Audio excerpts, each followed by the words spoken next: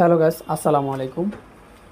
ভোলা চরপেশনের অন্যতম জায়গা হচ্ছে আহমদপুর। আহমদপুরের একটি ছোট খাল বিগত 5 বছর আগের সচ্ছলভাবে ফিশিং বোট বা বড় বড় ট্রলার চলাচল করতে পারছে। জাহাজ এখন চলাচল করার জন্য আবার নতুন করে মাটি কাটার কাজ চলতেছে।